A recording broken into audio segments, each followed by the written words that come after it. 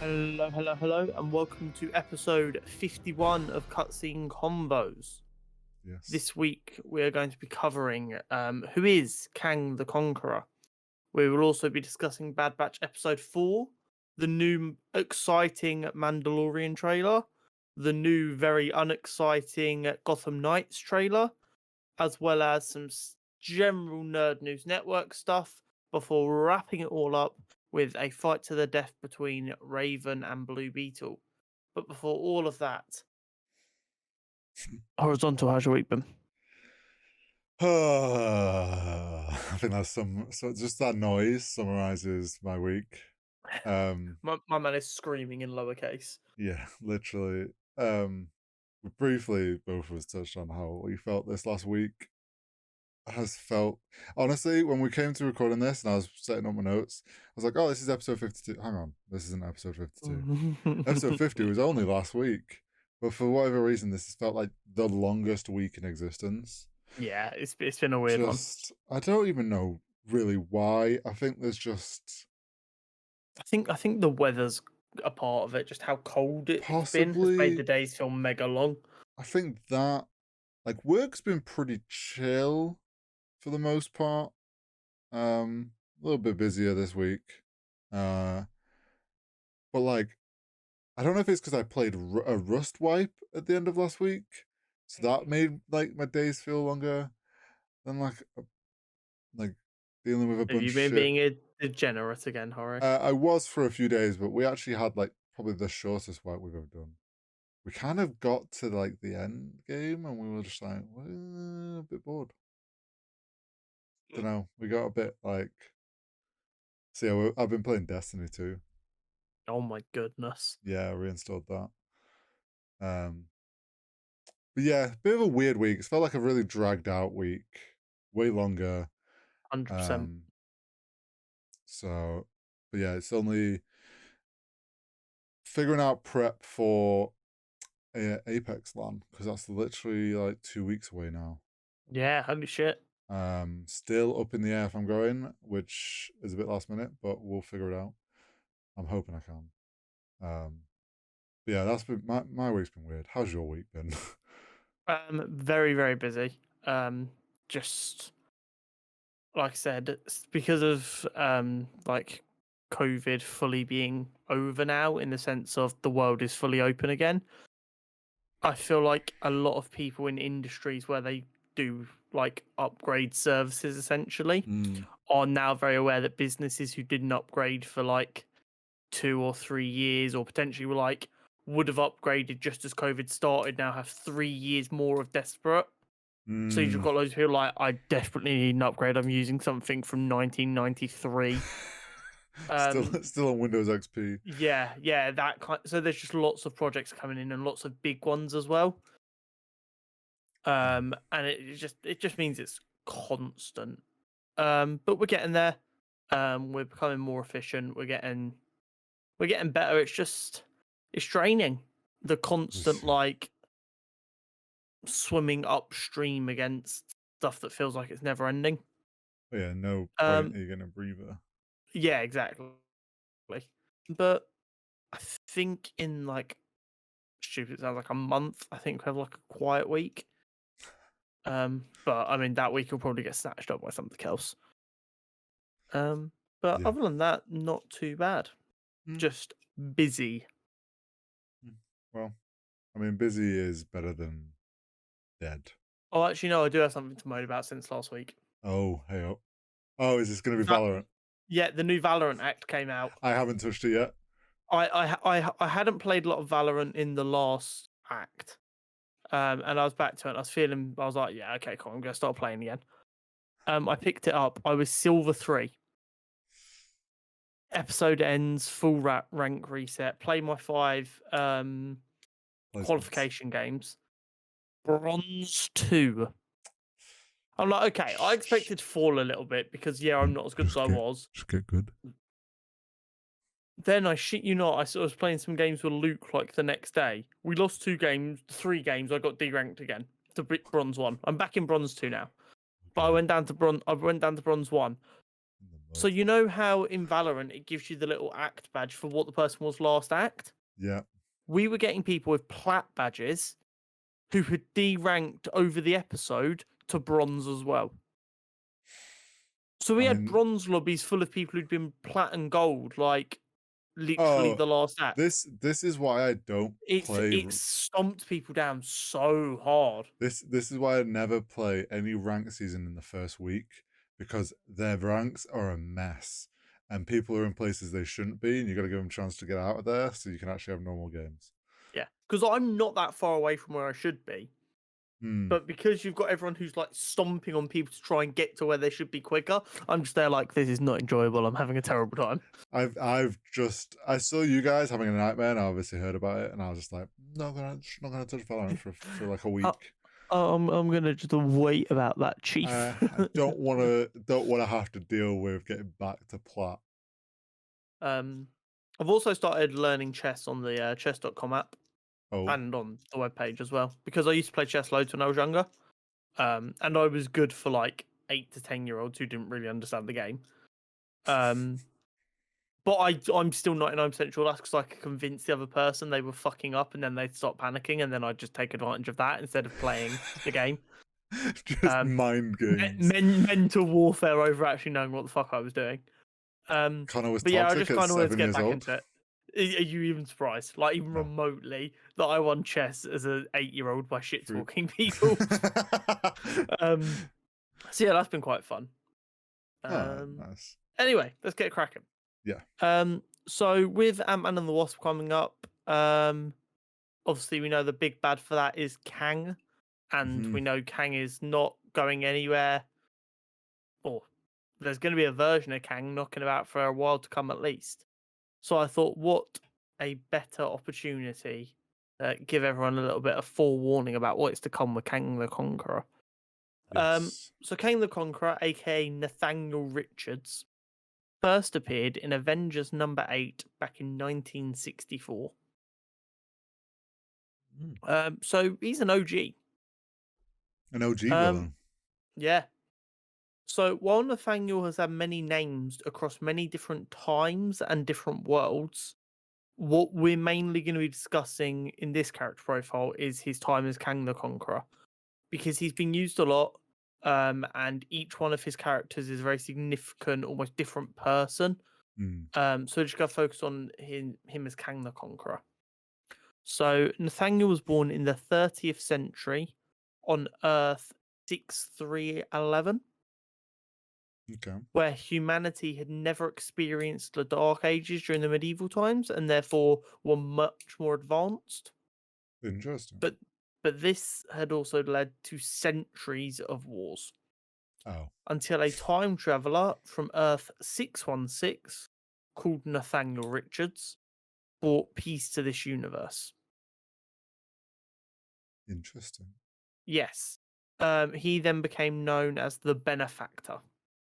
Okay. So then the Nathaniel Richards of Earth 6311 was born and believed to be a descendant of the Benefactor. And at age 16, he was visited by his future self, Kang the Conqueror. Saw that coming. Yeah, initially Nathaniel rejected this future, and instead tried to change his future by trying to become Iron Lad, as an homage to a hero from many centuries previously. But eventually, he did succumb to his destiny, as we all must do. This led to him time traveling all the way back to ancient Egypt, where he acted as Ramatut before trying to return home, but he fucked up and overshot and landed in the 40th century.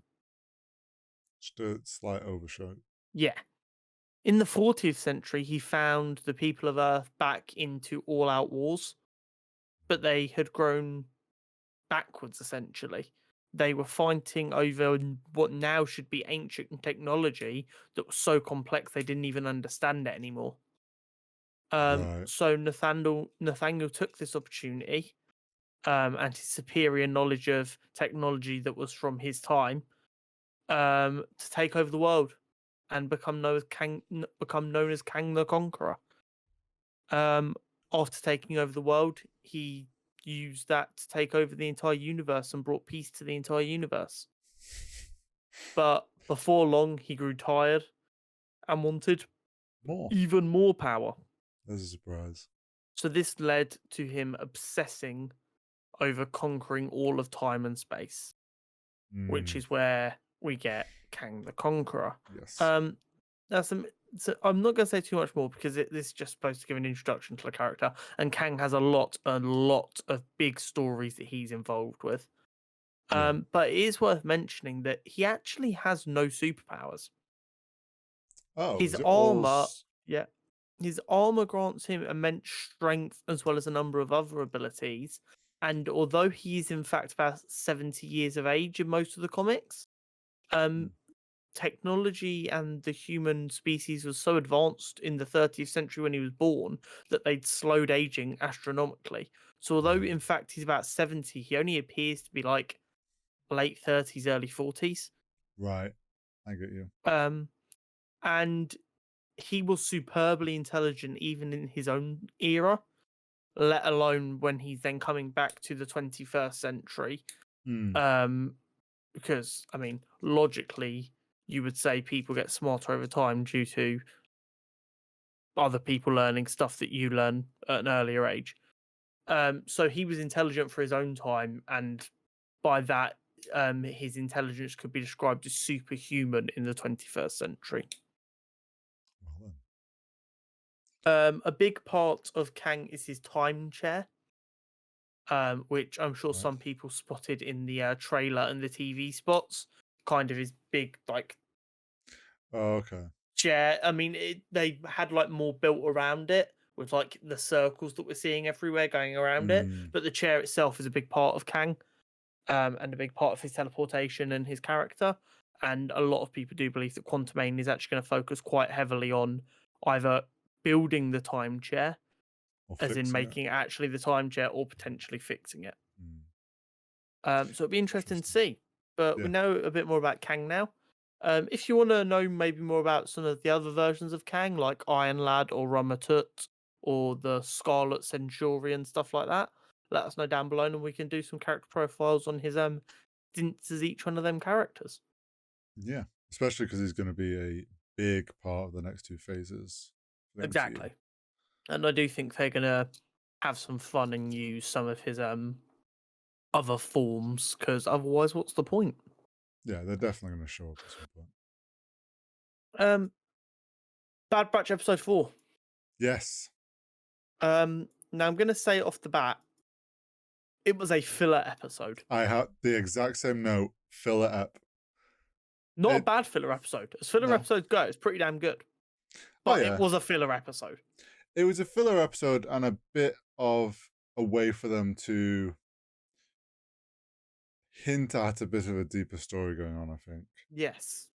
We got what essentially I'm going to dub pod racer episode. Yeah. It wasn't actual pod racing. It was, I forget, battle race or something like that. Yeah, basically. It was pod racing with guns. Yeah. Pod racing for adults. But yeah, it was a filler episode. We only got some of the Bad Batch. I won't be surprised if Omega. next week's episode is... We get the flip. Yeah, what was going on that other mission, which I imagine will be a bit more exciting. Yeah, probably. But I do think it was good for the sense of we seem to have got some deeper stories going on with Sid. But a little bit more like on who she is. Yes. And I wonder if that's going to play a part, a bit more of a part down the line. So it's kind of them just setting that thread there for themselves later. But I thought it was a fun episode. Yeah, like we said, it's nothing special. They did a bit of racing. I think getting rid of Echo and Hunter for the episode gave us the ability to see a bit more of Tech and Wrecker shine through. Because let's be honest, Wrecker's there to be a bit of comedy relief, and the big wrecking ball who can essentially like move the plot in a direction if they need him to. Mm. Um, and Tech's just there to be the smart guy. Like these are characters who are just kind of there, so if they need to force the plot in a direction, they can be their easy out. Yeah. Omega and Hunter, and then Echo, who was obviously a normal clone trooper before he got injured during Clone Wars, tend to have a bit more of the human stories. So I thought it was quite nice to see them get to be a bit more than that. I Yeah. enjoyed Teo, the robot, the Yeah. racing robot. It was It was kind of cool to see like a droid with an ego. Yeah, it was funny. They do so well with the droid personalities in Star Wars, and it's like Yeah, we got a completely new like personality we haven't really seen from a droid.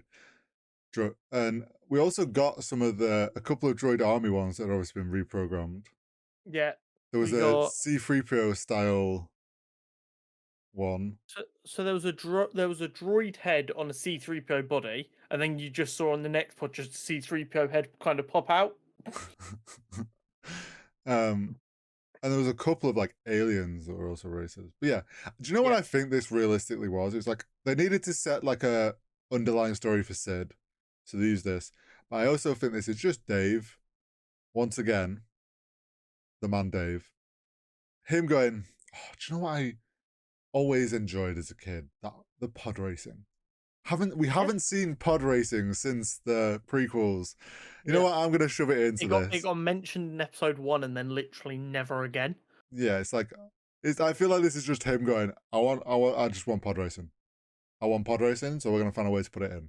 We're just gonna it's there. Um, yeah, it was good. Like, was it a filler episode? Yes. Are filler episodes normally pretty meh? Yes. Was this? No, not really. As filler episodes go, it's one of the Yeah, better I've seen. it was. And it's we also have to remember this is an animated show. Animated shows often have the odd filler episode. Like that. And also, just because it was a filler episode doesn't mean it won't be relevant later on. Yeah, exactly. We might get something if we're right, and the next week's episode is what Hunter and Echo are up to at the same time. We Hmm. might get more context for that through this, or vice versa. Yeah. Oh yeah. I also wonder something at the end of the episode, like they're all chanting tech. Hmm. What if this comes back and bites them in the ass? Oh, a little bit too much tension. Yeah. I don't know Potentially. if like all you need is one person in the crowd to like see some wanted poster and like, hang on a second. I kind of got the impression this was like an outer rim planet, so less Yeah, it likely for the probably Empire to be out there yet, but you never know. um or it could just be that maybe another stormtrooper or ex clone trooper, should I say. Yeah, maybe it's an excuse for another rogue clone troop to find them and go, how have you guys got away? Help me, please. Yeah. Which Uh I'm expecting to see a number of. oh yeah, definitely. But yeah, I saw our friend Luke sent me an interesting TikTok okay. talking about Star Wars. And basically, the person's point was a point we've made a number of times on here. Hmm. The way to solve Star Wars is just more Star Wars. Oh yeah, yeah. Luke sent me this as well. I know what you Yeah, mean. yeah. So he's talking about like with Order 66, I always thought it was a little bit weird that none of the clone troopers like went against the orders. And then we get Clone Wars, how that kind of ends, the Bad Batch, stuff like that. I always thought it was a bit weird that Ahsoka managed to fight out of that situation. I didn't question it too much because I like Ahsoka. I didn't want her to die, but I was a bit confused. Then in Tales of the Jedi, they literally Answered. show us Yeah. how. Um, and this is what we've said on here for a while. Dave Yeah. Fillion seems to be going through the established Star Wars timeline. Just going, there's a little bit of a hole there. Not anymore. Yeah, it's exact. We've said the exact same thing, just worded it a bit differently. As like, it's Dave clearly as like from watching Star Wars has this like list of little details or small things that he's like, oh, we could do better on that, or we could expand on that and fix that issue. And he's just going down, just going, yep, that one's done. Tick. What's next? Oh, tick. Do you So remember like the old internet story of the person who had sent like loads of bug reports into a website about something oh, on a I know what website you're that gonna say. annoyed him, and they got hired, and then he went in, spent the Fix. entire day fixing the problem, and then handed in his letter of resignation? Yeah. Dave Filoni's got that kind of energy going about him. He's like, I'm Yeah, going to fix this shit. huge Star Wars fan, has got himself in a position to work on Star Wars. Because he's such a huge Star Wars fan, he's been given the reins, and he's like, right, fix this, fix this, fix this. Exactly. I'm trying to. We need to do is just go online, find like a list of all plot holes from Star Wars, and figure out what his next one's going to be that he fixes. Um, but But I would really like to see more of these kind of isolated stories with fewer of the characters. mm, I think the only bit of a weird thing is because last week was like a crosshair only episode. yeah, It's now been like two. It's like, I mean, half the episodes Hunter's not been in, yeah. I which think is a bit this. weird. I think what we're gonna actually find is, though it's called Bad Batch, I think this season is going to be essentially like the Clone Wars, the next season of the Clone Wars. Like this is now the continuation of the Clone Wars animated series. It's just we're focused around a small group, Yeah, I get that. and I think it's going to like branch out a bit more in this season. I think we're gonna get a lot Characters, of the bounty hunter characters. yeah, I think we are going to get some. I think they're gonna end up pretty deep in the bounty hunter community, trying to work out whether they want to be like a Robin Hood style character or if they Mm, just want their fucking money and to live in a bit of peace. yeah, I wouldn't be surprised if we see a young Boba Fett. yeah, possible. Like by the end of, well, I mean, by like A New Hope time, which is near the end of the Empire, Boba Fett's cutting about and is pretty well known. So that doesn't happen overnight. We've seen Boba Fett in the later Clone Wars series already as a bounty hunter, but still quite young. Yeah, By now, it would be and also with Omega being like essentially the same as Boba, no age enhancement to make them age faster or anything. yeah. There's definitely some Oh yeah, it wouldn't interesting surprise me if storytelling to be done there. he rocks up because he gets wind of them and maybe offers them some help. I also think Yeah, we'll get some bounty hunters that will be hunting them. 100%. So there's definitely going to be a lot of a wider range of characters I think we get in this season. And I And think it'll there's be going to be fun. some obscure ones that we get to have some fun with. Oh yeah, definitely. And that brings us on to more Star Wars content. Very Yeah, Star Wars heavy episode this week. yeah. Because we've got the Mandalorian season 3 trailer. We did a new one. I'm It's so hyped. I was very hype. I'm. I think it comes out March 1st is when it starts, or somewhere around March. Yes. I want to say Um, you're right.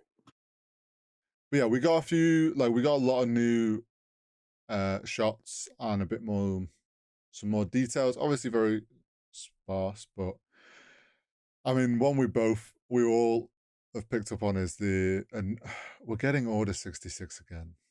Yeah. But I But it led to a actually, tweet that a number of people saw and agreed with us that we've said a number of times. yeah, We Order have 66 being year harped zero. on, yeah, the Dave Fillion is adamant that Order 66 should be the 0 year of the Star Wars universe. It should not be the Battle of Yavin. And it's always made sense why Battle of Yavin became the 0 year, because it was the big finale to the first Star Wars film. Yeah, So everything happened before or after that. I get yeah. that. But for the context of the Star Wars story so far, Mm-hmm. Order 66 makes so much more sense. That is the way Dave Filoni does all of his like writing. He looks at a character before 66, after. How does their life change? Yeah. Now, And I mean, people agree. yeah, they do. And in the trailer, the reason we think, Bob, like I know at least why we think it's Order 66 is you've got 4 Jedi's facing a door that's been cut open. Now, I saw an interesting theory. So here's my theory, and reading some bits online. It's quite clearly Grogu's POV again. Mhm. which would make sense. And it's obviously going to be something to do with Grogu remembering more, and because all we've had is a very small snippet of someone protecting him and Jedi fighting off. But we have no idea how he got out or how he survived. Here's my opinion. If it was Anakin, Uh-huh. Grogu wouldn't be alive. Okay. Like, if Anakin was coming through this door that they're stood in front of, all the Jedi would be dead and Grogu would be dead.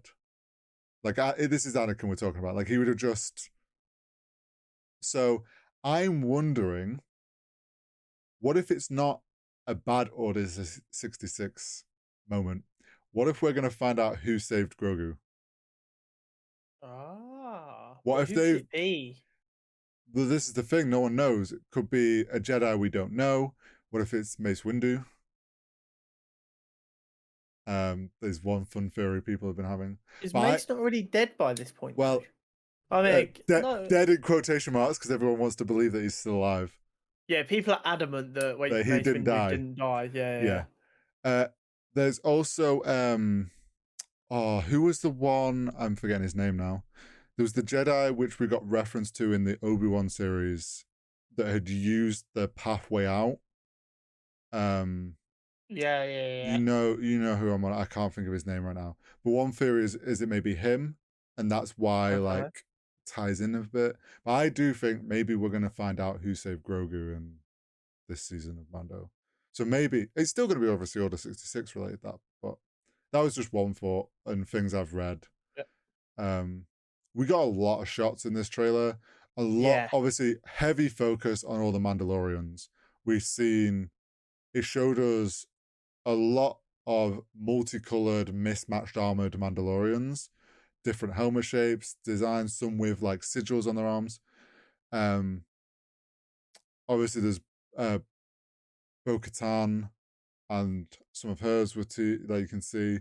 So I think what we maybe are gonna see is it's either like a collection of Mandalorians that Mando's been able to pull together, or I Mhm. wonder if he's put out some contact to the clans because he obviously wants to try and go back to Mandalore and maybe rebuild stuff or something. Yeah. Like he wants to rebuild the Mandalorians. Yeah. So maybe we're gonna get to see like a bunch of clans coming together for some like talk. But obviously some war breaks out because we see The um armorer. the armorers ones rock up and start destroying um the town where it all started. Yeah. I can't People think. are also convinced that the tease in the trailer for the big bad is Thrawn. Yeah, I saw that. Which here's I my don't know thing. enough about Thrawn to So comment. I don't know if Thrawn would still be kicking about. I don't know enough. I mean, Luke is a pretty well versed in Thrawn. He doesn't seem confused about Thrawn being involved. I because obviously the last time we saw any involvement of Thrawn was Clone Wars and that Rebels. Rebels. So it's like Mando's set way later. It's set after the fall of the Empire.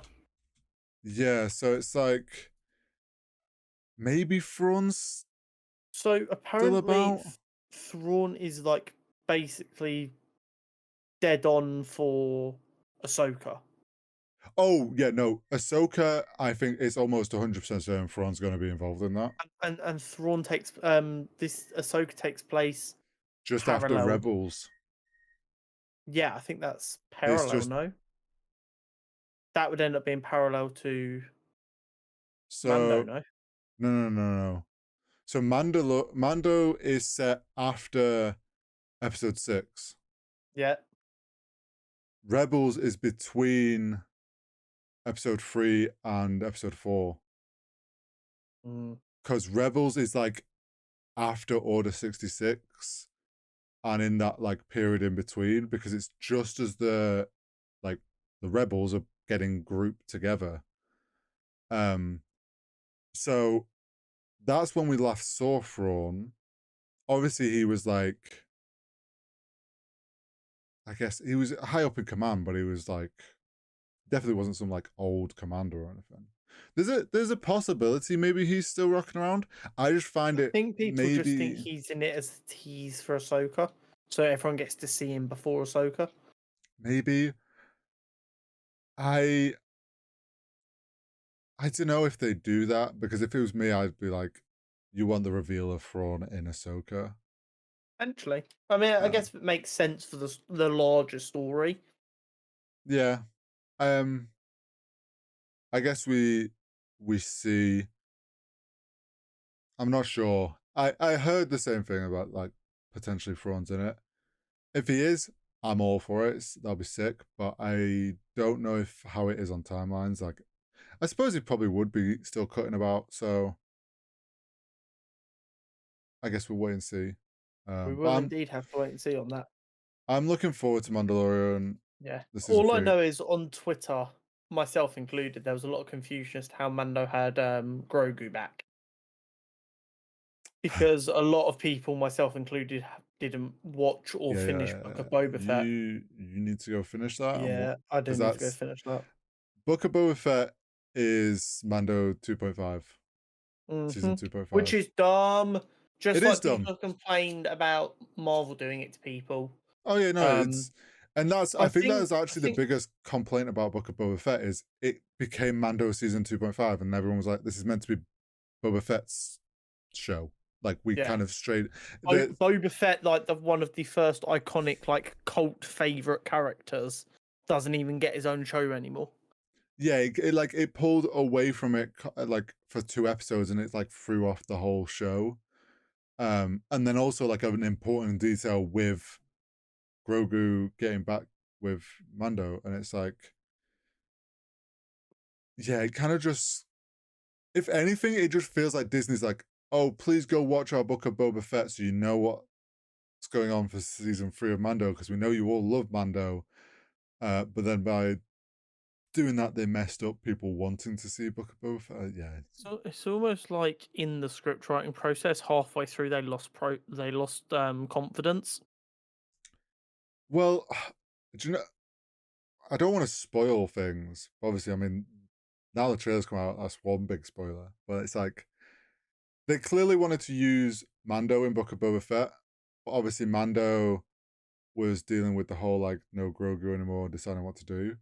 So they kind of were like, well, we can't just ignore that that's going on with Mando, but we want him in this, so we need to kind of actually answer what he's doing in this show, Yeah. to give him reason to be there. It just was. It was one of them where they clearly wanted to use him in this, and then had to kind of write around that. Um, but yeah, I mean, Grogu's back with Mando, and also we got a tease that he's got more of his powers. Yes. That shot in the trailer where the guy goes in the cave and just gets flung out, and Yeah, you just see Grogu come out like this, yeah. looking just badass as fuck. I'm so Um, here for it. yeah, I'm so ready for. It's going to be a good one, especially getting to see like a destroyed Mandalore I do and wonder what if we're going to get remains. any like Easter eggs about when um Maul's in charge of Mandalore. Probably it It would wouldn't. make sense It wouldn't because like surprise he was me. there when it all went to shit, wasn't he? Yeah. Um, it wouldn't surprise me if there's like, I don't know, a couple of these Mandalorians that rock up for this meeting, like still have his crest or something, like still go under the Maul banner. Yeah, it wouldn't surprise me. Um, there's a lot of fun they can have with this. Yeah, for Um, sure. yeah, looking forward to this. Um, yeah, it's gonna be real good. And then this brings us on to the other end of trailers. Yeah, we had one great trailer this week, and then we had this. Yeah. So I don't watch the CW shows because it's just a lot to keep up with, and we have enough to keep up with. It's that simple. I used to watch Arrow and Flash religiously, but Same. as time moved on, it became difficult to keep up with them, and I just stopped watching them. Yeah, and they've been going But for a long time as well. yeah, but I was scrolling on the cutscene Twitter, and a tweet came up that it grabbed my attention. And basically it was, I'm just gonna find the tweet right now. Ba, ba, ba, ba, ba. I've read comics for most of my life. I cannot tell you who a single one of these characters is supposed to be. And that was a quote retweet to the trailer. And I saw that and I was like, this person is probably the most dramatic ass person on planet Earth. I then click on the trailer to watch it. I watched the 2-minute trailer or whatever it is. And my response to the tweet was then, I thought surely this person was being dramatic. Then I watched the trailer. He's spot on. Okay, so someone has killed Batman. Well, just to put it out there, this is the trailer for Gotham Knight.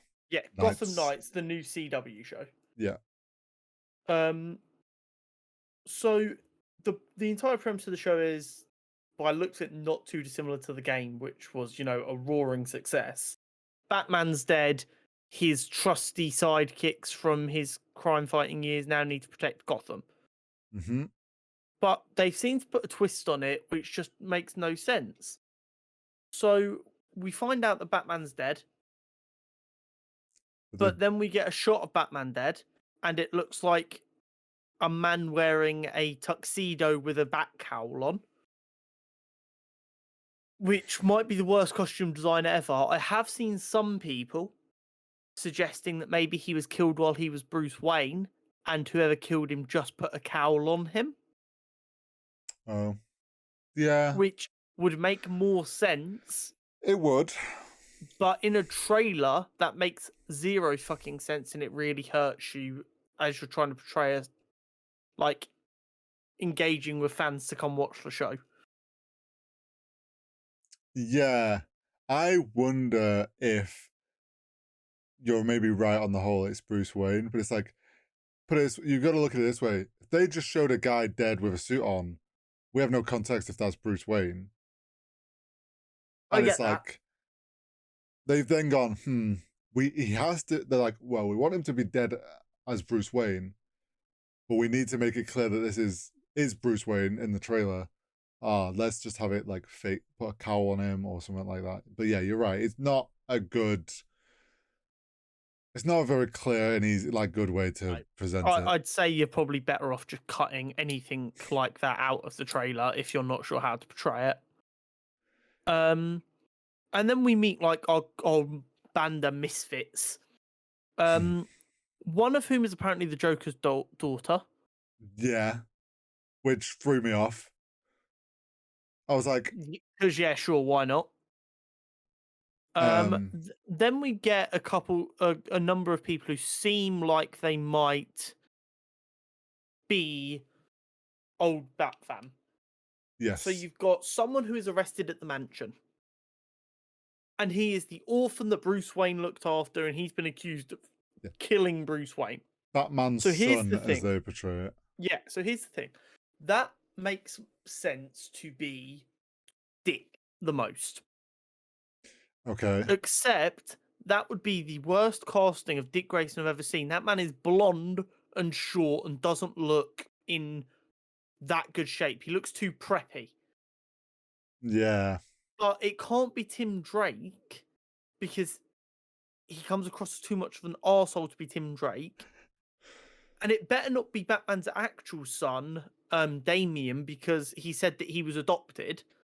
And as far as I know in the comics, Jason was never formally adopted by Batman. And I also think Jason is one of the other guys we see sat in a prison cell. But I don't know. Yeah. And then we get Robin. Which... In nothing even remotely close to a Robin suit. No, just some green glowy glasses. And it's a black girl. Which... Now, I remember I corrected you ages ago going, there has been a girl Robin once. Mm-hmm. And that was literally once in the Dark Knight Returns comic run by Frank Miller, when Batman's supposed to be 40, 50, 60 years of age, hasn't been Batman for 20 plus years. and comes out of retirement. Like, Here, there's no way that character fits in this story. yeah, I don't know unless they're doing a gender switch. But here's the thing: I think Robin might be one of them very few characters where a gender switch Just makes zero well, yeah, sense. would feel weird compared to other situations. I It's also weird. just it's like they claim to be Robin, but I'm sorry, like if you're gonna have Robin, at least make them visually feel like they're Robin. They Yeah. had like some goggles that were glowing, had like a weird green underglow, which by the way is just some goggles with a green LED in the bottom of them. Like it's Yeah. I get that this is TV and things are cheap, but God, that like outfit alone looks So terrible. I think we've got a cast of 5 essentially. And this is my best guess of who's who. I think we've got the Joker's daughter, who I Mm, think is a new character, which isn't necessarily a bad thing, but it's just a bit weird. yeah, We've got this girl who's claiming to be Robin. I don't think they actually are Robin. I think they're just claiming to be Robin, or they've like possibly. honorarily taken up the title. But again, I think that's then going to be a new character. I think there was another girl in the trailer who I can only assume was Cassandra Cain, but I'm just going off the very limited clues we had. And then I think we have Dick and Jason. Right, yeah. But if that's the case, I don't think any of them have been portrayed particularly well. No. And here's my thing. It's like this show's called Gotham Knight or Gotham Knights. And it's Yeah. like it already like going off that, everyone's like, okay, this is about the young Bat fam. You would think like I get that they only name drop Robin, Mm-hmm. but I think they like you would think in that situation it's like you you would get everybody a hell of a lot more on board if one you were clear with like if they name dropped Jason Todd or like Drake. It's like if they name drop their actual names. Just, refer to someone by their name like a normal person would at any point. Yeah, and it's like people would then go, okay, this is this, and character. So we're getting these characters. And they wouldn't be Inst- so aware that. And I think that's part of the problem because when you don't know the person's name, you're trying to work out who they are. And you and just it's kind of not go, I have clear. zero fucking clue. Yeah, And it makes it look like it's horrific representation. When if you'd have made it obvious who they were by using their name, people would go, okay, cool, so that's Dick. And they instantly, just because they know who that is supposed to be now, would be less against it because they know who it is. Because in their head, they're like, okay, cool, that's Dick. They yeah, might not like the casting, but at least they know who it's supposed yeah. to be now. If you're not gonna name drop them or make it clear in that sense, like it needs to be clear in either how they're being portrayed, if with Robin, like what they're wearing, or like really fucking strong casting that you're like, holy shit, that looks like so and so from the comics. It's like, Yeah, the closest we got to being told who anyone was when the girl went, "I'm the Joker's daughter." She still doesn't have a yeah, name. yeah. We all we know is the Joker's daughter, someone claiming to be Robin, and Batman's son or orphan son. But we don't even really do we know which one we do know which one that was. But it's like other than that, it's very vague. And the way the trailers all put together, and then like it's the joke. So that means the Joker's around, but like, are they trying to blame the Joker? They're trying to blame these kids. Like, it's just it feels very Yeah, it seems like all of these kids have been arrested in connection with this murder with no fucking rhyme or reason. They apparently don't seem to know each other, yet they should all know each other if they're supposed to be the Gotham Knights, yeah or at least be familiar with each other. yeah. They're meant to be familiar. Yeah, so how does a billionaire get killed and 4 random kids and the adopted son all get yanked in? Uh, it just feels like it doesn't know what it's doing Do you know for what it this feels show. like? It feels like they wanted to make money off the Bat fam and Batman without paying the money required to make a good Batman show. Well, this feels like classic. Like, if you look back to the early days of Flash and the early days of Arrow, where like their budget was quite clearly small because the VFX shots did not were very clearly TV cheap VFX shots and stuff like that. But they made it work with a good story. This screams we have a very low budget to get this idea off the ground, and we think, and it's also like, oh, this feels like Flash is coming to the end. Yeah, Flash's last season's Yeah, coming so out soon. It's already Flash is started. ending. Green Arrow already did. Mm-hmm. Um, Supergirl's ended already, I believe, as well. yeah, Supergirl ended, and the other one that they were doing, I forget. Legends of Tomorrow. Yeah, Legends of Tomorrow. So it's like, this is almost as if like CW's like, we have no like like primary DC show anymore after Flash. Yeah. Let's Well, I mean, try. they have Clark and Lois, don't they? Which is Oh apparently yeah, very good. the one with the kids. But yeah, But yeah, I just I don't know who's feel been like involved in this project, but they fucked it royally. I feel like they're trying to go bounce off the popularity of Flash, and Gotham, the TV show, did quite well, my Yeah. understanding. And they're like, oh, we'll do we'll do this other story, like let's do Gotham Knight. But then they like don't really know what they're doing, and they've kind of just don't know how to portray it, or they're trying to keep everything too close to their chest. So in that case, why put out a fucking trailer like that? It just It's hurts my soul so much because the the, Bat Fam is so lit. yeah, this is the thing. It's like maybe it's could actually be semi decent, but this trailer they put out has shot themselves in the foot because they have not portrayed this show in any good way. It just has been portrayed as like a bit of a weird mess and a like, guess who you think these people are, but we're gonna make it really not obvious for you. So now you're gonna kind of hate our casting choices. I also screams this was in the works. We're probably not going to have the rights to any Batman stuff after this because I'll be of honest. all the It changes. feels like they want the story to revolve around how the characters interact with one another, which is not a bad thing.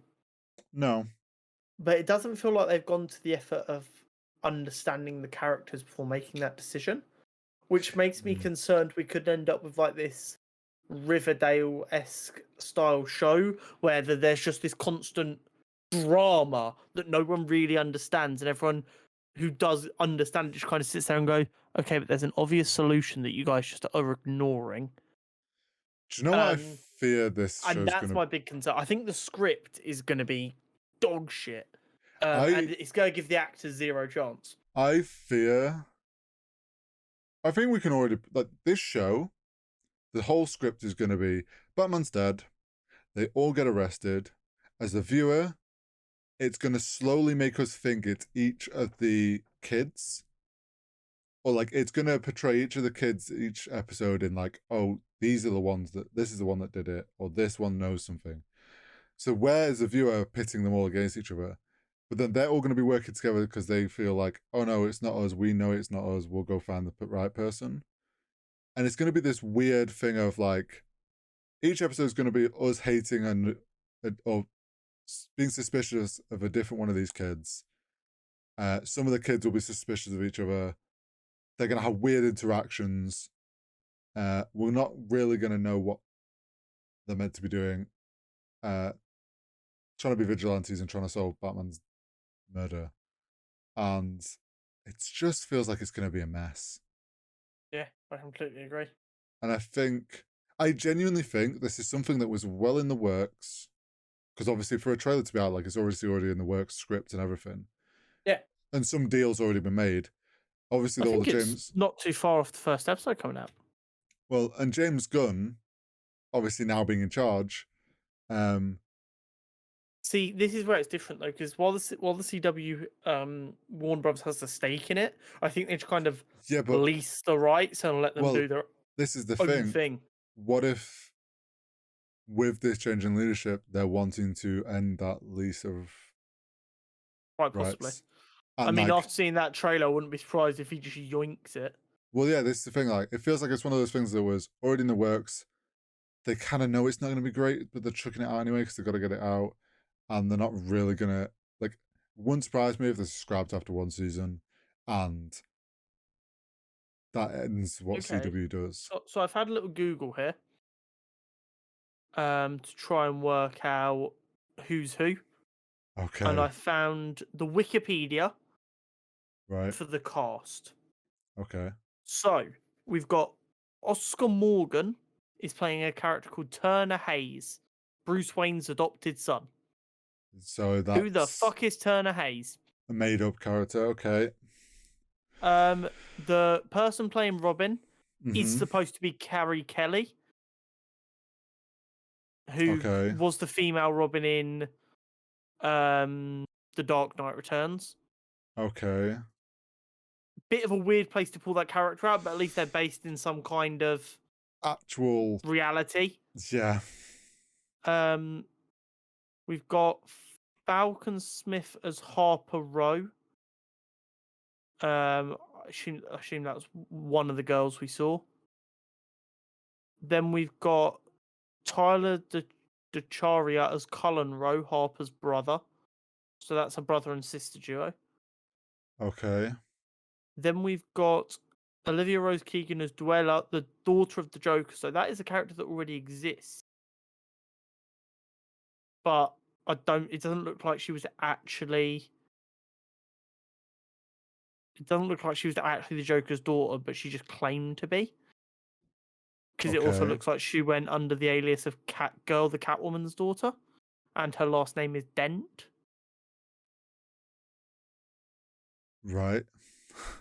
The person I thought was Cassandra Cain looks like that's actually Stephanie Brown, who was part of the Bat Fam. That makes sense for her to be in here. Then we've got Brody March, who's the son of Lincoln March. Don't know what that has to do with anything. And apparently Harvey Dent's going to be in the show. But how have they decided to give Bruce Wayne an adopted son? Do you know what that screams? That screams to like, we don't want to do classic Robin. It just seems at this point that they want to set a show in Gotham, but they don't really want to use anything that's there before. Yeah, they're trying too But hard they've to half-assed stand. it. Well, it's like Yeah, to stand out. they're trying too hard to stand out and be there. Like, oh, we're gonna be different. We're gonna do the female Robin because there was one. Sure, we'll pull that. We'll throw people off and we'll name drop the Joker because obviously everyone loves the Joker and Batman stuff. So we'll name drop that with Joker's Yeah. daughter. We don't want to use a Robin, so let's just come up with a Batman has an orphan. Sure, he has a son. He's had a son before. Yeah. It's very much like what are the most obscure things so we stand out as something new because then the fans will be like, oh, we haven't seen this before. When in reality, the fans are like, the fuck is this mess? Yeah. Just yeah. I mean I'm not gonna have time to watch the show anyway. I might see if I can watch the first episode just to see how bad it is. Hmm. But I'm not sure it's gonna be worth my time. Yeah, I'm not predicting it's going to be received well, and I'm not predicting it to be anything special. I also don't see it being around that long. I mean, yes, Flash has lasted, but I mean, Arrow got scrapped and Legends of Tomorrow got scrapped. I mean, Arrow didn't get scrapped. I finished Arrow off. Was yeah, but it finished off way earlier than Flash did, even though Yeah, because but Flash was being more it ran for like successful. 3 seasons before the Flash. True, but you know what I mean. Like they kind of, I just don't see it. Yeah, no, I completely. I don't see it lasting either. And I think And if it's they're really bad, expensive shows to run for them to be shit. yeah, I think if it's really bad, and depending on this whole like DCU slate, because also this is the other thing, James Gunn has said he wants DCU to be more like Star Wars, and that it includes animation, games, TV, and film all looped together. Yeah. CW is putting out DC shows that bad and mess with what he wants to do, he's going to be like, yeah, that's not happening anymore. We're doing this. I completely agree. So yeah.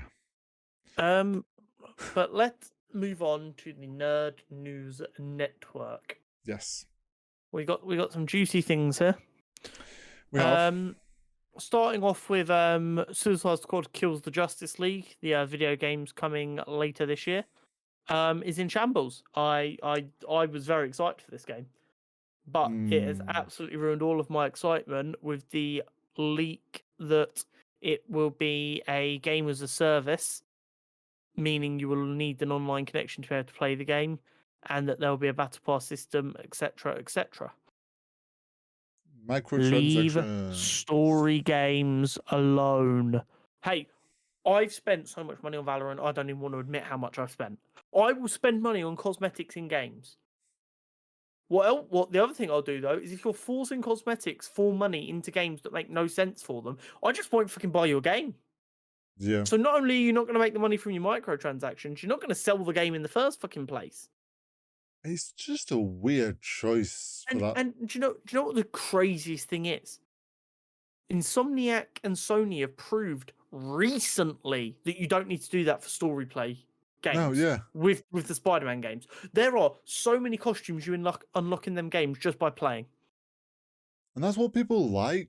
Like, in story games, it's like, even in multiplayer games, when you look at it, the skins that people actually love the most and like hold more value to are not the ones that you buy for like 20 quid. It's the ones that were an event that went on. There was like a limited time thing and you could earn it, and it's like never going to get them again. Yeah, exactly. So it's like people like earning something and it feeling rare, not something you just chuck money at. And especially in story games. Thing, at first, when I was like 16, 17, when Battle Passes first came thing, I thought it was sick. But in actuality, it's here, spend £8 now and there is no guarantee you get all this stuff. Yeah. It's here. Battle passes are spend pay £8 for more grind. And we want you. This is us trying to lock you into playing just our game for the next 2 months. And we've all fallen for it. We've all bought a Battle Pass because we were enjoying the game at the start of a season. And we're like, yeah, I'm going to get this Battle Pass. And then halfway through the season, you're about halfway through the Battle Pass, you're bored to fuck of the game and want to play something else. But if you don't keep playing, you've wasted your £8. Yeah. Because all of the good stuff is in like the last 3 tiers. I'm sick of it. Leave story games as story games, scumbags. It's just, there was already a lot of red flags for Suicide Squad Kills the Justice League, and it's like, just like Gotham Knights, every time it gets spoken about, it's just bad news. It's going to be another one of those superhero games that falls flat on its face, and everyone's going to be like, Spider-Man knows how to do it. And Rocksteady knew how to do it. That's the crazy thing. They made the blueprint that Insomniac used for the Spider-Man games, and then they've just fucking thrown it away. Yeah. They've just gone, we're going to do something trendier now. We made the 4 most successful Batman games of all time in over an 8-year period, so much so that people still play these games religiously. And people are fighting that a game made in 2017 isn't as good as the one we made in 2008. But yeah, let's just change everything we've ever done. People are out here trying to reinvent the wheel while they're driving, literally while they're driving. They're like, that thing's rolling a bit too smoothly. Let me fuck with it. Stick in wheel. Do you know what I think the issue is actually for games like this is quite clearly the Battle Pass system for making money has been implemented probably from a publisher level, not the developer level. And it's like, we want to do this. We're doing this monetization model for the game. You figure out how to fit it in. Awesome. So we're blaming Warner Brothers once again. Sweet. That's good to know. Well, yeah. Warner Brothers, cut your crap. Because this is the thing. It's like game devs often don't have a say they just get told as much. Implement. It's like these publishers are going, we see Fortnite making fucking bank off a Battle Pass, and it's the new trendy monetization system, and all these studios are making tons of money. Right, we're putting that in our next game. whether it works or where it should not be. And that's, once again, it's this publishers that have way too much power over these devs. It comes from like Ubisoft, EA, and now Warner Brothers, to no Do you know what surprise. makes me even more annoyed about it as well? They're doing it in games that are already 60 quid. Yeah, it's one thing doing it in a free to play game. And his thing, like, don't get me wrong, I always fall into the trap. If it's a free to play game, I'll be like, okay, well, yeah, I'll buy this battle pass because that's £8, and I'd normally spend 60 quid in a game. So Yeah, I'm gonna have all these cool skins. I've spent more money on Valorant because it's free to play than Than if it if had you'd have just to pay been 60 quid for it. Yeah, yeah. But that's just the key. 100%. I base a lot of mine off hours played, so it's like if it's a free to play game and I've put 20 hours in, it's like I'll buy 20 quid skin. Yeah. Um, but Yeah. the cheek to sell us a game for 60 quid and then make the game worse because you have to be online. So if you're in, like, I remember when internet wasn't as stable as it used to be, that you'd be playing Well, FIFA, your internet had dropped, so you couldn't play Ultimate Team anymore. So you just load up a game that was offline. You can't even do do you, that do you anymore. not remember when the Xbox One got announced and it was going to have to be online all the Yeah. time, and they got If you didn't log it so in every much back? 24 hours, it'd They, lock you out. the backlash that it got made them change that because they realized, oh, that's a dumb thing to do. Seems that devs are going, oh, everyone's forgotten about that. Let's just Yeah. slide this back in now. But yeah, I don't think that game's going to do well, and I think unfortunately it's going to flop, and that it's gonna ruin us out of a potential of another good Batman game. And But what we need is everyone to start refusing to play these games so that devs realize we're not falling for this crap anymore. it's so hard to do though. It is.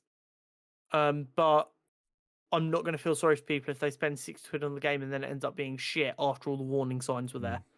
Yeah.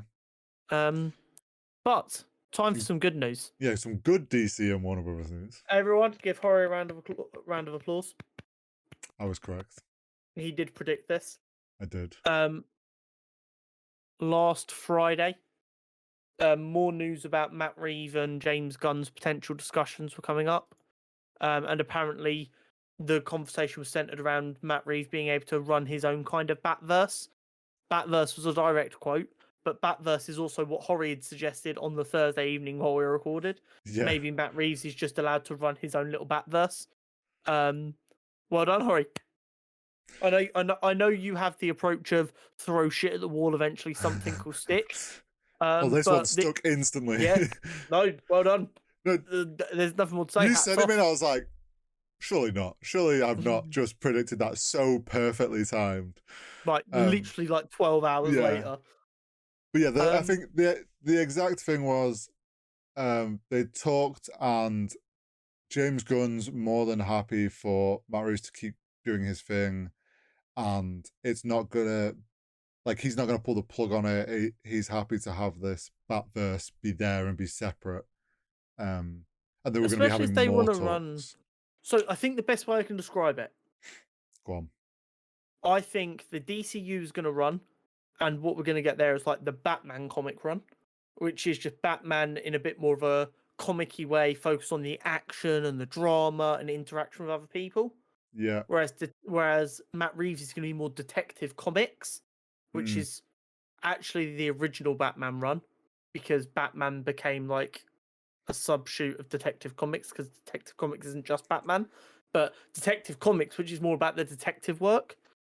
And a bit more noir and stuff. Yeah, I think bouncing off that is like, I agree. I think Matt Reeves is going to be Detective Batman, your typical Batman villains, very Gotham focused, very what the fuck like is going on in his world.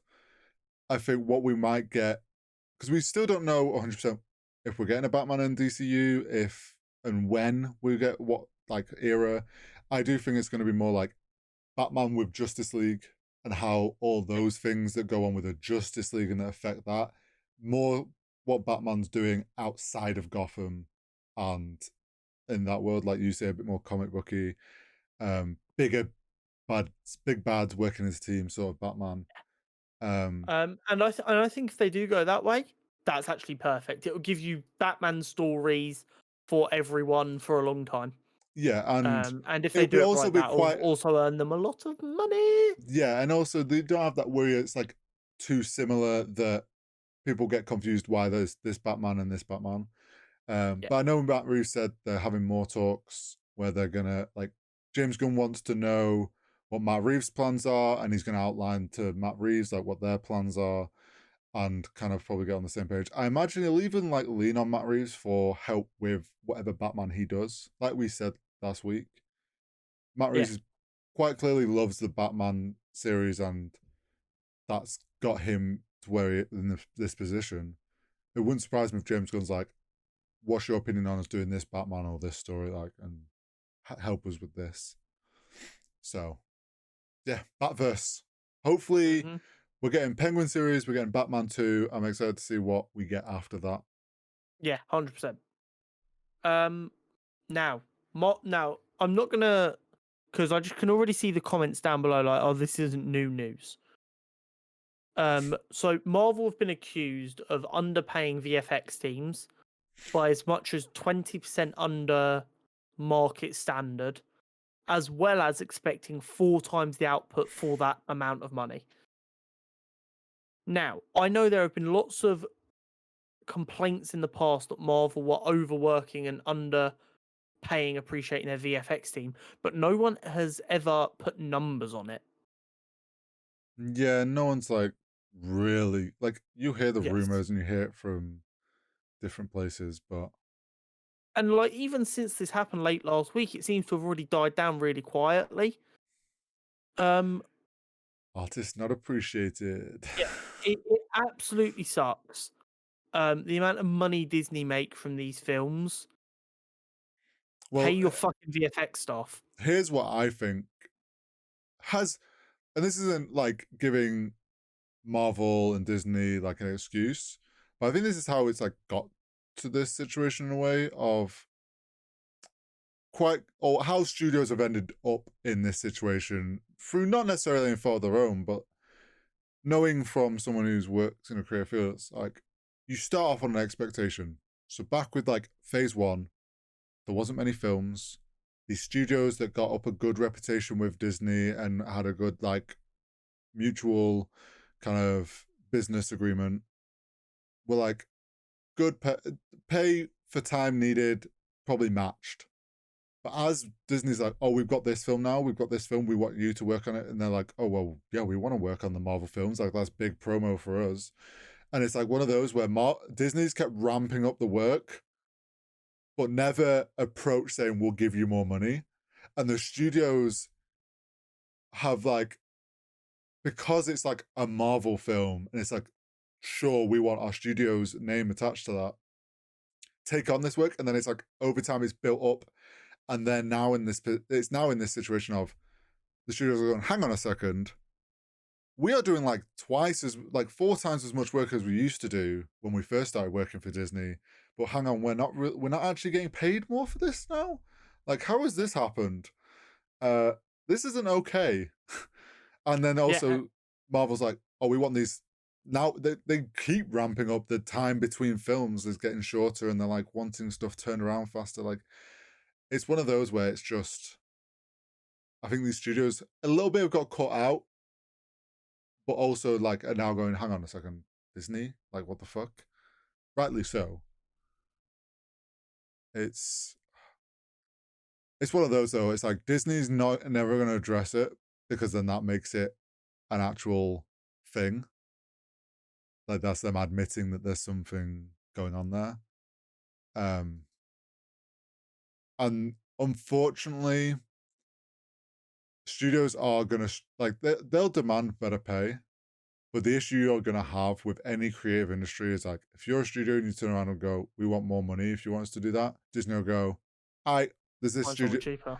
this studio who will take it for this price because they're smaller and they want the opportunity. Yeah, and that is the don't get me wrong. We're not saying that Disney are fine here because they're just playing the market. Me and Hori hate capitalism, and this is a symptom Mm. of capitalism. There is It's, always going to be someone who's willing to do the work a little bit cheaper just to get the work. and to get the and then especially off that hurts Disney. everyone. Yeah, Yes. it's that issue of unfortunately artists will undercut their fellow artists because they want their break and their Yeah. opportunity. Because the big companies have conditioned them to thinking, well, you got to be ready for your opportunity when it comes, no matter what. Yeah. Um, So but hopefully something gets done about it. hopefully something gets done. Hopefully Disney go, oh shit, yeah, we should like respect our VFX studios more and pay them Hmm. better. More sad news. Yes, more sad news in the world of Yeah. DC. Yeah. And no one's to blame for this. It makes complete sense. But Mark Hamill has suggested that he's basically very unlikely / never going to voice Joker again. Hmm. Since the passing of Kevin Conroy, he's basically said the notion of going to play the Joker just doesn't feel right because it's not his Batman anymore, which makes complete sense because Yeah, Joker and Batman are, as weird as it sounds, a dynamic duo. They go together perfectly. And Kevin Conroy and Mark Hamill done it for played off each years. other perfectly. Yeah, and it's also like Um, they've done it through a since the whole '90s. well, yeah, they have done a whole generation of doing that together. In a way as well, I think Mark will probably feel like one, it would feel weird to do it with a different Batman that's not his Batman and who he's done it with for all these years. But I think also he'll see it as this isn't new Batman, a new person's going to take on the mantle of Batman. It's kind of fair to a new Joker comes along and they have their moment. Yes. Um, it's better to end on a high than to drag it out and it's like, oh, Mark Hamill's Joker doesn't really fit with this new Batman because they don't bounce off each other very well or something Yeah. like. It's better to always end on a high. Exactly. As sad as it It's just is. really sad. Because I mean, Mark Hamill's always been my Joker, just like Kevin Conroy was always my Batman. And it's weird to think that watching a animated show in 2, 3, 4, whenever we get the next kind of animated thing, that Joker and Batman are going to be completely different voices. Yeah. Um, Well, and it's going to be a big adjustment for me because it'll be the first time like animated characters that I watch a lot of sound different. will have had a huge change to their voice. Yeah.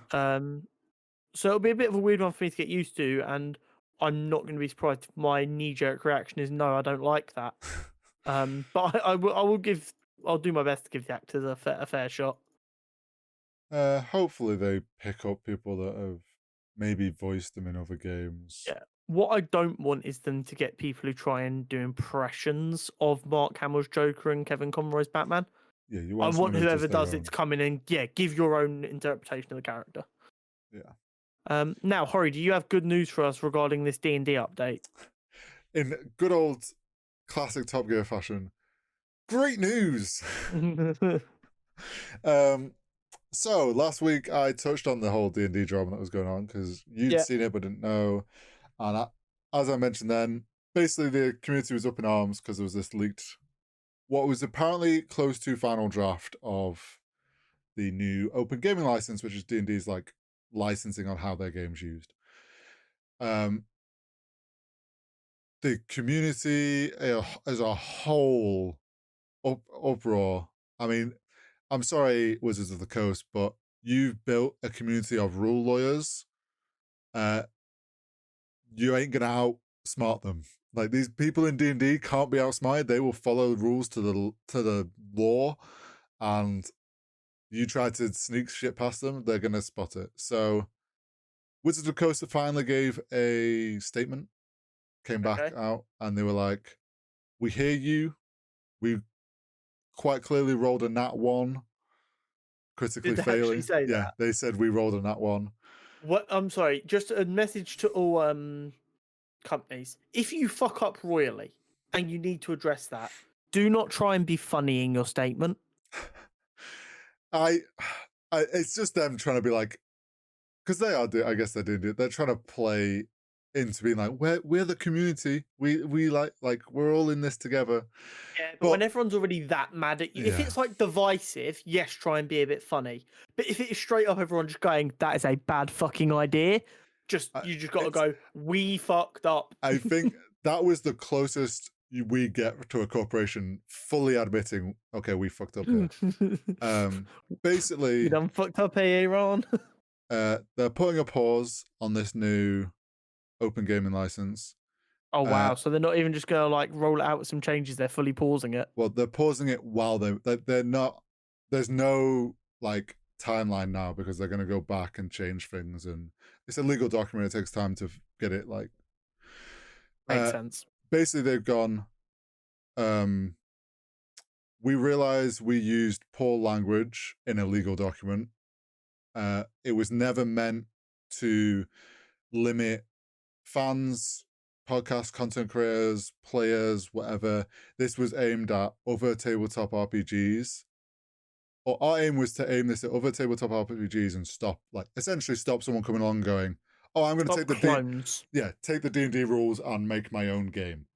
Oh, this is just, I don't know, worms and basements."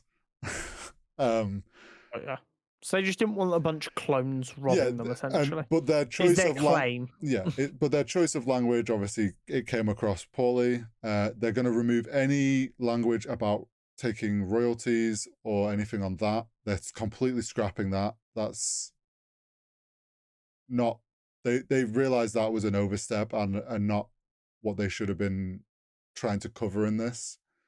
Okay. Because that was quite clearly them being like, the show's like Critical Role and that are making millions of dollars off of what is D&D. I can understand them wanting some royalty license thing with that. Because I mean, do they not get like, what about trickle down economics? Oh no, I agree. They shouldn't need it, or they don't need it, but I can understand big things like that, them feeling they want some licensing and royalties. I would suggest to Wizards of the Coast, if they want to make some money from Critical Role, offer Critical Role an official partnership so they can use the Dungeons and Dragons stamp to make it an official book. That's what I think they've realized. Hang on a second, we shouldn't be putting this in the open game license. These should be things we go to these that big, we make. Yes. So they imagine if Critical Role gets to go and from now on, all of our current books and any future books, it can have the logo on it and it's all official. Yeah, exactly. So they're scrapping all that. No more royalties worded. Everything, like all your homebrew stuff, they want to make sure like it's clear that they weren't trying to control any of that. Like they realize homebrew and all people's own home creations and home games and all this is like what makes D&D. So realistically, good news, because they've listened, they've gone, oh shit, we fucked up here. Okay, we're gonna word this better, and how you guys actually, like, it is meant to be an open license and we're not we overstepped a bit and used poor language, so we're gonna correct those mistakes. So it was a big old backpedal. Yes. So a win for the D&D community, I would say. And hopefully this is, when we get to see whatever the next version of this is, it is what they say it's going to be, and they don't try and sneak some other shit in there.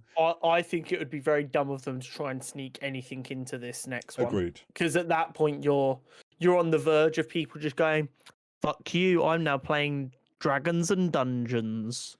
Well, do you know what's funny? I think, as some people probably felt it was a bit of an overreaction to the community all pulling their subscriptions off D&D Beyond, but realistically, the best way to scream at a company is with your money. Yeah, to pull your money out to the point where they had to remove the cancel subscription page off their website. That feels illegal. Well, the website was causing issues because so many people were doing it, so they had to close that page because it was causing issues to the site. So then people went to the app and were doing it. So then they took it off the app as well. And the only way that just sounds illegal. Well, it's not illegal. It's consumerism, and it's making it. So basically, you then had to submit a ticket. Oh, okay. So it wasn't impossible to cancel. No, it's just a pain in the ass. And obviously, they were hoping if we make this really difficult, people just won't give up trying to do it. This is what we were saying about Arkham Knights. Sorry, not Arkham Knights. Suicide Squad. Yes. Kills the Justice League. Vote with your wallet. Yeah. If you agree that something going to a battle pass system or making it so they can take money for like off creators and whatever, and you disagree with that, it won't take long. We've said this for how long about the Call of Duty community. If you're that angry about the game, Yeah. don't fucking buy it. They will listen. Yeah. But people still buy it. That's why Call of Duty isn't getting better.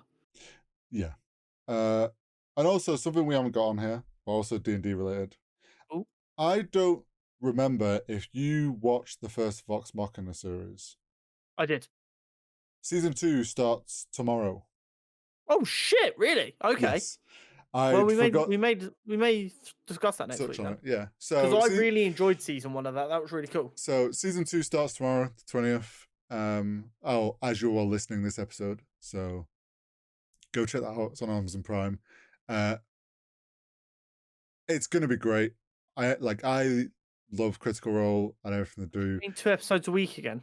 I'm not entirely sure, possibly. Okay. But I really enjoyed season 1 of that. As someone someone who's never played D&D, I thought it was really for entertaining. someone who knows what went on in campaign 1, shit about to get juicy in terms of what's going on. So is this still campaign 1 then? Oh yeah, this is all campaign 1. Okay, So cool. this shit's about to get juicy. Nice. There's gonna be some great moments, and they did a great job with season 1, so it's gonna be amazing. And I can't knowing there's gonna be a season 3 as well. Bless. Let's go. Yeah. Sick. On to our superhero showdown. Yes. We've got Raven versus Blue Beetle for the, I believe it is only the semi-final, but it could be the final. 1 second. Hold. Holding. It is the second semi-final for the DC hero. Okay. We've got, so Raven versus Blue Beetle, same rules as always, to the death, neutral environment, yada yada yada yada. And we are ahead of ourselves because we have come up with the advantage for Blue Beetle this week. We have. We are on top of shit in this house. Shut up, Siri. So we've decided that the best advantage we can give Blue Beetle over Raven is intimate knowledge of Raven's abilities, so that he is aware that his only real chance is to get in close enough to actually lay a hand on her, because if he can't get close enough, she will just wreck his shit. Yeah, we've basically said that like he knows Raven's shit at hand to hand, so he has that knowledge to try and leverage that in his favor. Exactly. So what are your initial thoughts off the rip here, Mr. Zontal? So, I mean, we know the Blue Beetle's suit armor thing from the Scarab protects him somewhat from magical shit. Yeah. And obviously we know he's a good fighter. So I do think the advantage does help him here. I think the knowledge of what tactic is needed is a big thing, because it stops him wasting time. Exactly. And it's like, I think he can sustain enough, knowing that he's going straight in for that hand-to-hand. Like, he's going to be able to sustain enough of that initial fight to get to that hand-to-hand point. Yeah. And like he's got like jet boosters in the Scarab. The Scarab can propel him forward quickly. So there's nothing stopping him, just literally like blitzing at her, speed rushing her, just get fucking in her face. Because here's the thing with basically all magical characters. You have to be able to concentrate and think clearly to do something. Well, yeah. So if someone's just punching you in the face, thinking clearly enough to like cast a spell ain't that easy. Yeah, unless like literally Raven's only way of not getting beat to a pulp within like a few seconds is if she like does something to like spell wise to lock Blue Beetle in place. But I don't know if she can. Yeah, I don't think she got it like that. I think her magic is more like energy based and shit. Yeah, so it's like she ain't gonna be able to hold him in place, so he's just gonna rush her, Yeah, And as soon as he's in the face, then, like you say, just being punched in the face multiple times, it kind of throws off your magic yeah. game. I do think this is one of the few occasions Where where you the advantage. advantage is actually the difference maker. Yeah. Because yeah, I Because in agree. If he didn't have that, there's going to be times where, yeah, he does rush up and he goes for hand up, but there's going to be times where he doesn't and he hesitates, and that gives the Raven time to beat. exactly. Um, so I would be inclined to suggest I'm probably gonna go like a 70-30 in favor of Blue Beetle. Okay, I I was think going like there is 80-20, so. I think there's an opportunity Raven does like one tap a motherfucker. Yeah, Um, but I just don't think that happens easily / consistently enough for us to be able to say with absolute certainty that she wins, especially with yeah, Jaime's yeah, knowledge of her abilities. I agree. So So, there we go. Blue Beetle will be meeting Swamp Thing in the DC Heroes final once we get back around to that. as Um, always, let us know if you think we're wrong. yes, Just shout please at come us. shout at us. And we're on to DC villains from next week Ooh. to get our last, so that we can build up our last, what will essentially be quarter final. Yeah. And then we get into the real juicy stuff. So this would be good. So next week is Ra's al Ghul All right. versus Cheetah. Oh, One of yours versus one of mine. should be interesting. It should be indeed. So let us know who you think might win that. Yeah. Let us know if you're really interested in us discussing Vox Machina next week, because I mean we cover a lot of nerd stuff here. It's Yeah. relatively quiet at the minute. We can probably squeeze it in. Yeah, and I mean, they're short episodes. And I mean we're gonna watch it anyway, so potentially worth just whacking it on the older agenda. But thank you very much for hanging out with us again. I hope you've had a lovely week. Hope you have a lovely weekend. Mm-hmm. And we'll see you next time. We'll see you next week.